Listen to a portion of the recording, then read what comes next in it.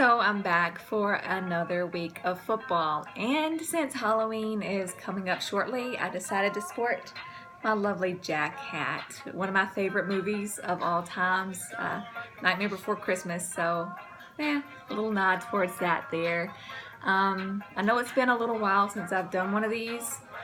I've tried, I need to be more consistent, but I was ping-ponging about the country this past week for work, so I kind of didn't have time to really sit down and do one of these videos, let alone watch all the games I really wanted to watch. But I did watch, in my opinion, the most important game, which was the Saints game.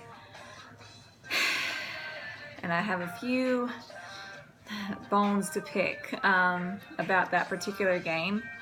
First and foremost, I want to comment on Kenny Vaccaro's statement of certain players not really living up to their expectations or resting on their laurels, if you will. One of the players I want to personally point out is Jairus Byrd. There have been quite a few games this year thus far where it just seems he's lost in coverage or tripping over his own feet. Well, this particular game, he took it even a step further in the wrong direction, in my opinion.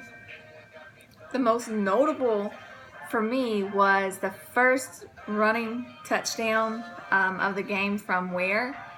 If you notice, Nick Fairley missed a tackle initially and got up to pursue Ware and was in the play quicker than Byrd, who is a free safety.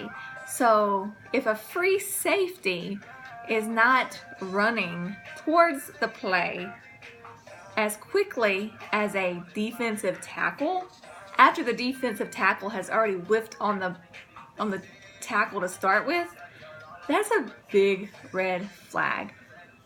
I don't know what the deal is and why he's running as slow as pond water in the middle of winter, but that lack of effort should be noted, and it should spell doom for him as far as his future with the Saints. I had such high hopes for him. I watched him when he was in Buffalo a couple years ago, the year he had the Pro Bowl season, and he was amazing. He was a ball hawk who was always running towards a play.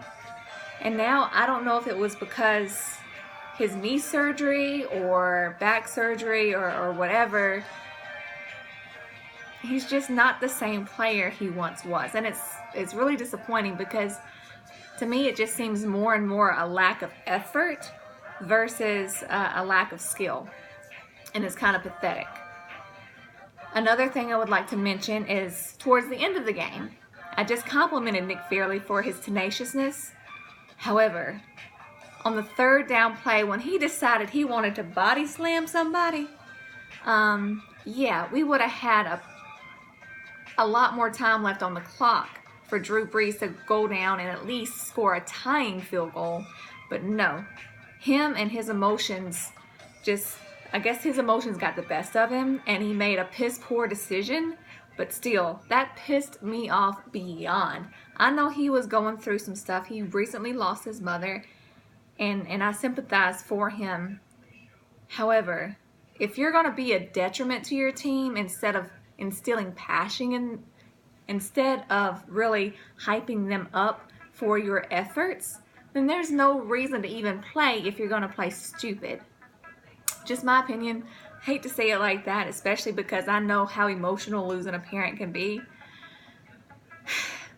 But there's just certain things, especially when you are playing a team sport, you don't want to be the weakest link. Your team wins or loses based on the weakest link. You don't want to be known for that. Another thing I'd like to mention is these pass interference calls that have no rhyme or reason when they're called or not. The most notable for that is Julio Jones. Last week against Seattle, he was blanketed. He was totally interfered with. There is no way that those referees couldn't have seen Richard Sherman draped all over him on that last play. And this week, a very similar situation happened, and there was no defensive pass interference called. Now, I'm not going to complain too much because, of course, being a Saints fan, an Atlanta loss helps our chances in the long run. However, I'm all about the fairness of the sport. And these referees, they're getting worse and worse as the weeks go on, and it's another thing that's really sticking in my craw right now. And they're not going to call that on Sherman. However, anytime Crawley or BJ Webb barely gets anywhere near a receiver, they get a pass interference call on them, whether the ball is catchable or not. So it's not consistent, and that's one of the things they really need to look at. They've studied and went over to the nth detail what constitutes a catch. Well, they need to look a little bit closer as to what should be considered pass interference or not. Just a little opinion of mine as well. And I believe we had one of the most boring games of the season on Sunday night with Seattle and Arizona.